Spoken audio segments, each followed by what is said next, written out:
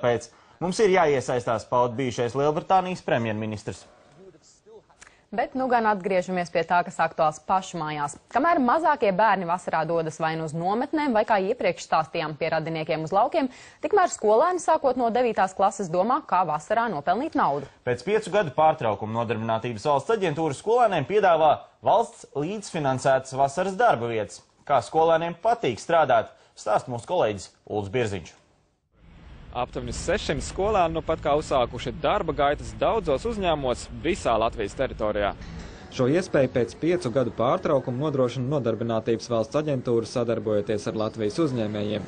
Skolēniem atļauts vienā uzņēmumā strādāt 30 dienas. Tik īsts termiņš noteikts, lai pēc iespējas vairāk jauniešu varētu pamēģināt, kā tas ir katru dienu doties uz darbu.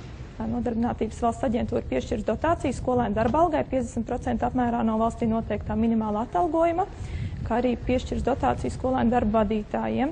Un, ja darba vadītājs vada 10 skolēnu darbu, kas ir pieļaujamais maksimums, dotācija darba vadītāja algā ir valstī noteiktā minimālā mēneša alga 320 eiro pirms nodokļu nomaksas. Pasākumam šobrīd pieteikušies vairāk kā 400 darba devēju. Šogad plānos nodarbināt aptuveni 10 000 jauniešu. Pārsvarā tiek piedāvātas vienkāršas darba profesijas, kas neprasa daudz laika apmācībām. Rīta panorāma lidostā Rīga sastop 2 skolniekus, kuri šeit sākuši strādāt pirms pāris dienām. Darbs nesot sevišķi grūts. Atvest cilvēkus no atbraukšanas termināla un savākt ratiņus, palīdzēt cilvēkiem ar pašapkalpošanās automātiem un dažādas citādas lietas. Es tieši gribēju darbu ar cilvēkiem, jo tā kā es mācos valodu klasē, man vajag valodas praktizēšanos, un šī ir ļoti lieliska iespēja to izdarīt. Te ir daudz turistu. Savukārt Rīgas dzemdību namā šobrīd strādā 3 skolnieces, kuras iespējams nākotnē varētu kļūt par ārstēm. Šobrīd gan viņas pie ārstēšanas vēl netiek.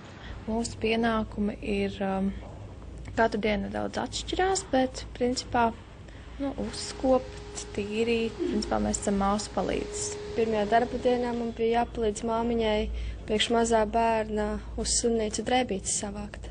Tikmēr uzņēmumā Latelekom priekšroka tiek dota darbinieku bērniem.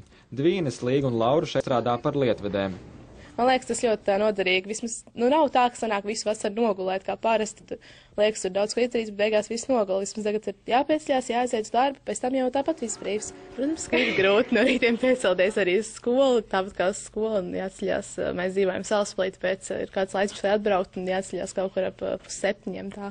Visi aptaujātie jaunieši gan atzina, ka vēl īsti nezina, ko iesāks ar nopelnīto naudiņu. Viņi arī stāsta, ka esot sarežģīti atrast darbu, jo darba devēji, ja valsts nesponsorē pusi no algas, uz skolniekiem skatās ļoti piesardzīgi.